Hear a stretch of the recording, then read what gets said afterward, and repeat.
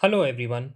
Welcome to this Geography NCERT series in which we will comprehensively cover the Geography NCERTs from class 6 to class 12th. This series will help you grasp geography in a structured, engaging, and easy to understand way. Let's get started. Today we will begin with chapter 1, the Earth in the solar system. Let's start with the meaning of the universe. The universe is everything. It includes all of space and all the matter and energy that space contains. It even includes time itself, and of course, it includes you. Simply put, the universe consists of matter such as galaxies, stars, planets, atoms, etc., and energy like gravitational energy, electromagnetic energy, etc. This matter and energy exists within the space dimension, and when combined with the time dimension, this forms the universe. In short, the universe is everything. It includes space, time, matter, and energy. The universe is made up of billions of galaxies. Each galaxy contains billions of stars. Most of these stars have planets orbiting around them, and planets sometimes have satellites that orbit around them. Our galaxy, the Milky Way, is home to our Sun, one of its many stars. The Sun has its own planetary system, the Solar System, which includes 8 planets, including our Earth. You may wonder how the universe was formed. The most widely accepted scientific explanation is the Big Bang Theory. It proposes that the universe began 13.8 billion years ago with a massive explosion. This explosion set everything in motion, leading to the formation of galaxies, stars, and planetary systems over time. Now that we've seen the meaning of the universe, let's see the meaning of a galaxy. A galaxy is a huge collection of gas, dust, and billions of stars and their solar systems, all held together by gravity. Simply put, the galaxy is a massive system of billions of stars and their planetary systems, and clouds of dust and gas, all held together by gravity. Let's take a look at our galaxy, the Milky Way. In this image, you can imagine billions of stars along with clouds of gas and dust, all held together by gravity. This is our galaxy, the Milky Way. It is a disc shaped spiral galaxy with a central bulge that contains 100 to 400 billion stars. Our Sun is one of these stars. From the top view, it appears as a spiral, while from the side view, it appears as a flat disk. The Milky Way spiral structure consists of several arms rotating from its center. Our solar system is located in one of these arms known as the Orion arm. Nearly all galaxies have a supermassive black hole at its center. In our case, it is Sagittarius A. The Milky Way is just one of the many galaxies in the universe. Another example is the Andromeda galaxy. This is the closest galaxy to the Milky Way. In this image, you can see the Orion arm, or more specifically the Orion spur, which contains our solar system. The Milky Way is visible at night in places with clear skies and low light pollution, such as Ladakh and the Run of Kutch. In these locations, you can see a broad whitish band resembling a white glowing path across the sky. This band is a cluster of millions of stars belonging to the Milky Way galaxy. In ancient India, it was called Akash Ganga, where Akash means sky and Ganga as it appears like a river of light flowing across the sky. To recap, the Milky Way is a disc shaped spiral galaxy. It has a supermassive black hole at its center called Sagittarius A. The Sun and its solar system is located in the Orion arm of the galaxy. In ancient India, it was called Akash Ganga because it appeared like a river of light in the sky. The closest galaxy to the Milky Way is the Andromeda galaxy. Before we explore the meaning of stars, let's first understand what celestial bodies are. A celestial body is any object that astronomers observe in outer space. Examples of celestial bodies are stars, planets, satellites like the moon, asteroids, meteoroids, and comets. In simple terms, celestial bodies are objects that you see in the sky. Let's begin with the first type of celestial body, a star. A star is a massive ball of hot gas that produces energy by nuclear fusion of hydrogen to form helium. So, a star is a massive ball of gas with an enormous mass. For example, the Sun is more than 300,000 times the mass of Earth and is over 100 times wider. This immense mass creates a strong gravity which not only gives the star its round shape but also causes planets to revolve around it, forming a planetary system. Stars are primarily composed of hot gases, mainly hydrogen, with some helium and other elements. More specifically, stars exist in a plasma state. Plasma state is one of the four fundamental states of matter alongside solid, liquid, and gas. Plasma is an electrically charged gas or ionized gas. Stars generate their energy through a process called nuclear fusion, where hydrogen atoms combine to form helium, releasing tremendous amounts of heat and light. This process powers the entire solar system. It is important to note the difference between nuclear fission and nuclear fusion. Nuclear fission is the splitting of atoms, while nuclear fusion, or from the word fuse, is the combining of two atoms. Both these processes release energy. Since stars undergo nuclear fusion, they are often referred to as the powerhouses of the universe. There are countless stars in the sky, but they appear tiny and faint because they are extremely far away. Let's see some examples. The Sun is a star and the closest one to the Earth.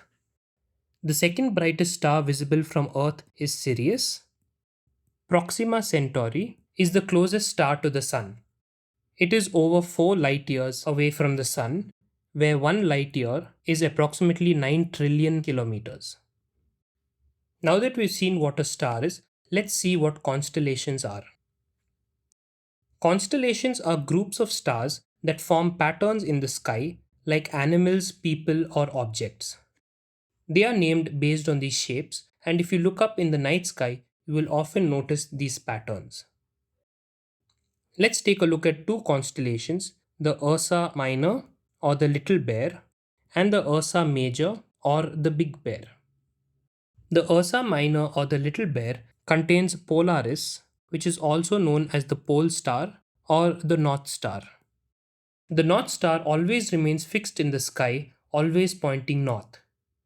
Because of this, it has been used by travelers and sailors for navigation since ancient times. Ursa Major or Big Bear is a large constellation. This constellation contains 7 stars. You can see here 1, 2, 3, 4, 5, 6, 7. That is known as the Saptarishi or the Big Dipper. The Saptarishi comes from Indian culture referring to 7 great sages. Two of these stars are called the pointer stars because they help in locating the North Star. If you extend an imaginary line through these two stars, it always points to the North Star. There are 88 officially recognized constellations, including zodiac constellations, which are linked to zodiac signs. Now let's explore the next type of celestial body, planets. The word planet comes from the Greek word planetai, meaning wanderer. A planet is a celestial body that is in orbit around the Sun, has sufficient mass for its self-gravity to overcome rigid body forces so that it assumes a hydrostatic equilibrium or a near round shape, and has cleared the neighborhood around its orbit. So, a planet is a celestial body that meets the following criteria. First, it orbits a star like the Sun. Unlike stars, planets do not produce their own heat and light. For example, the Earth gets its heat from the Sun and reflects the Sun's light. If you were standing on the Moon and looked at the Earth, it would appear similar to how we see the Moon from Earth, as it only reflects sunlight. Second, a planet is round in shape due to its high mass and strong gravity. This round shape is due to hydrostatic equilibrium. Hydrostatic equilibrium means the planet's own gravity is balanced by its internal pressure, making it round. Third, a planet has cleared its neighborhood around its orbit, meaning no other large objects share its path. In short, it dominates the neighborhood around its orbit. So, planets orbit a star, they are round in shape due to hydrostatic equilibrium, and they have cleared their orbits of large objects. Why then is Pluto not considered a planet? Pluto was downgraded to a dwarf planet because it does not meet the third condition. Like planets, dwarf planets also orbit a star. They are round in shape, but they haven't cleared their orbits. Pluto, for example, shares its orbit with other icy objects in the Kuiper belt. Kuiper belt is a region beyond Neptune filled with icy bodies. The last criteria is that a dwarf planet should not be a satellite like the Moon. Like the Kuiper belt beyond Neptune, there is another belt called the asteroid belt between Mars and Jupiter. Here are some examples of dwarf planets. We have Ceres, Pluto, Eris, Haumea, and Makemake. While Ceres is located in the asteroid belt, the rest of these dwarf planets are located in the Kuiper belt. Now we have seen stars as well as planets, but how do we identify stars and planets in the night sky? Tonight, look up at the sky and focus on a celestial object for 10 seconds. If it twinkles or flickers, it is a star. Whereas if it has a constant glow, it is a planet, except of course the moon. Why do stars twinkle while planets don't? Stars generate their own heat and light but are very far away. For example, we had seen earlier that Proxima Centauri, the closest star to our Sun, is over 4 light years away, and 1 light year is more than 9 trillion kilometers away.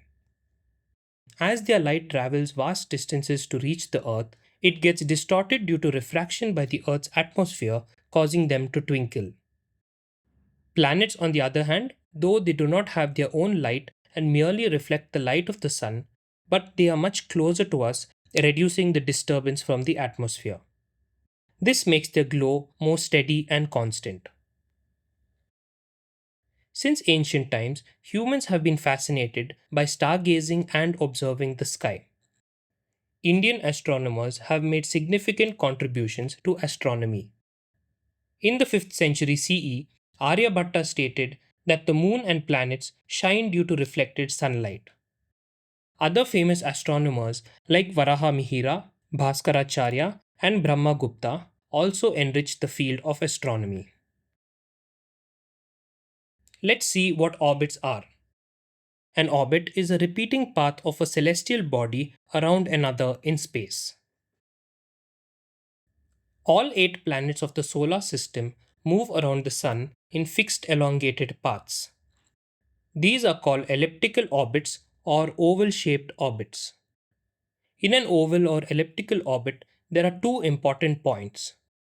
One is the closest point to the central body, and the other is the farthest point from the central body.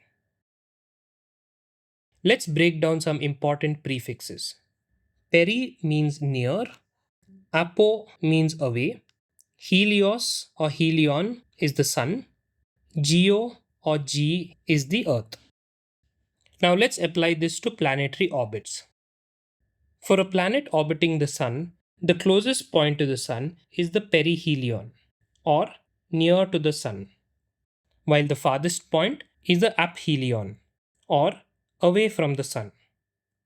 Similarly, when the Moon orbits the Earth, the closest point is the perigee, or near the Earth, while the farthest point is the apogee, or away from the Earth. Most large objects orbiting the Sun stay close to the Earth's orbital plane, known as the ecliptic. Like we saw here, the word G is a Greek word which means Earth. This word appears in many scientific terms. For instance, geography, geo is Earth, and graphia is writing. So, geography means the description or the writing of the Earth. Let's see a few other terms. Logy means study, so geology is the study of the Earth. Metry means measuring, so geometry is measurement of the Earth. And oid means resembling, so geoid is resembling the shape or form of the Earth, or geoid is Earth-like shape.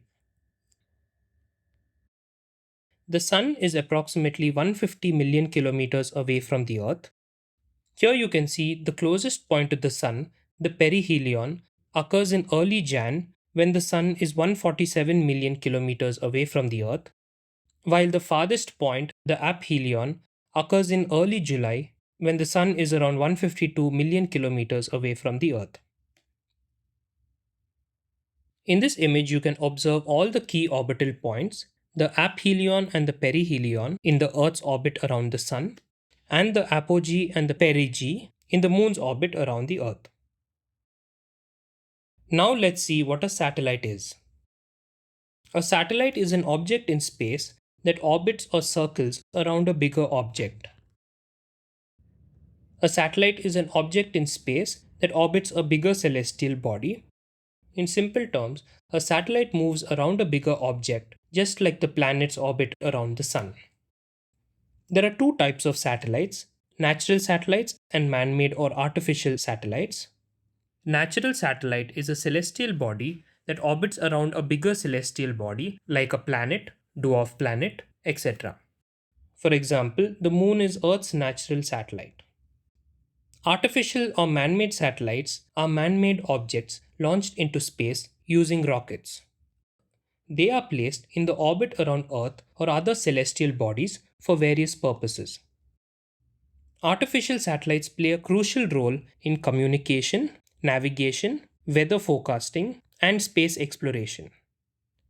Examples of Indian satellites are INSAT, the Indian National Satellite System. This is used for telecommunication, broadcasting, and meteorology. The IRS, the Indian Remote Sensing Satellites, which help in agriculture, water resources, and forestry. And EduSat, or Educational Satellite, which supports education and e-learning. We will learn more about our natural satellite, the Moon, when we explore the solar system. We saw an image of the asteroid belt earlier. Now let's see what asteroids are. Asteroids are rocky objects that orbit the Sun. They can be rocky or metallic objects, and they orbit the Sun. They are sometimes called minor planets because they are much smaller than regular planets. They are believed to be remnants from the formation of our solar system, that is, leftover material that never formed into a planet. Some theories also suggest that they might be fragments of a planet that broke apart millions of years ago. Let's see where these asteroids are found.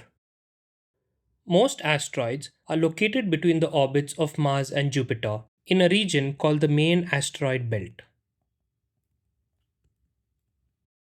You can see in this figure that most asteroids are concentrated here between Mars and Jupiter. Some asteroids share Jupiter's orbit around the Sun. These are called Trojans and Greeks, and they stay in two groups, one ahead of Jupiter and one behind it. This is an image of what asteroids look like. Ceres, the dwarf planet that we saw earlier, is the largest body in the asteroid belt. Now that we've seen asteroids, let's see what meteoroids are. Meteoroids are small pieces of space rock that range in the size of dust grains to small asteroids. They orbit the Sun just like asteroids.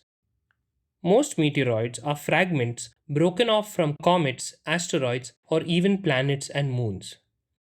They may be rocky, metallic, or a mix of both. From largest to smallest, we have asteroids, then meteoroids, and then space dust. In this image, you can see that meteoroids are significantly smaller than asteroids. When a meteoroid enters the Earth's atmosphere at high speed, it burns up due to friction with the air, creating a bright flash of light. This is called a meteor or a shooting star. If many meteors appear in the sky at once, it is called a meteor shower. For example, the Perseid meteor shower occurs every year in August. If a meteor doesn't completely burn up and survives its journey through the atmosphere, it lands on Earth as a meteorite. When a meteorite crashes into the Earth, it creates a circular depression called an impact crater. Let's take a look at a few famous impact craters. This is a huge impact crater called the Meteor Crater in Arizona, USA. This is the Chicxulub crater under the Yucatan Peninsula in Mexico. This was formed by a meteorite impact 65 million years ago that is believed to have caused the extinction of dinosaurs. Coming to India, we have the Lonar Lake, which is an impact crater filled with water, or called an impact crater lake. This is located in Maharashtra and it is also a World Heritage Site. In this image, you can see that the asteroid is significantly bigger than the meteoroid. It is called meteoroid in space. It is called a meteor when it travels through the atmosphere. And when it crashes on Earth, it's called a meteorite. To make it easier to remember, asteroids are in space, so meteoroids are also in space. You've heard of meteor showers, so meteor will be the atmospheric component. And you must have heard of minerals ending with ites like magnetite, hematite, so meteorites are found on the Earth's surface. Now let's look at the last celestial body, comets.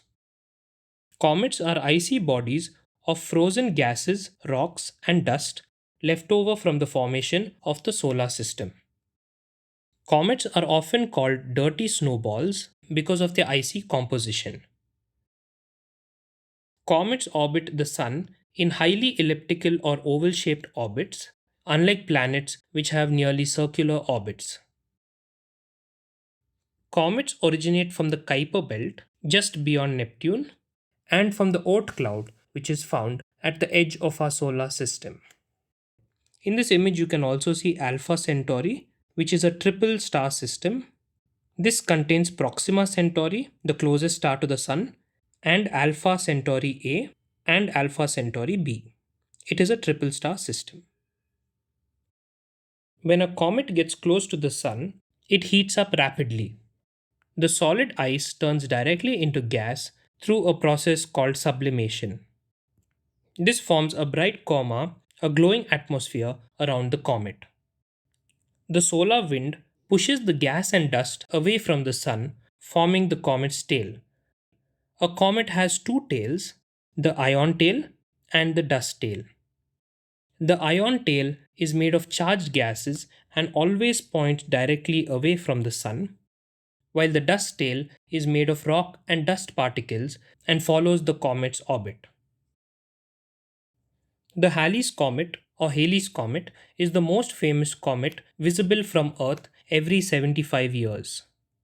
It was last seen in 1986 and will be next seen in 2061.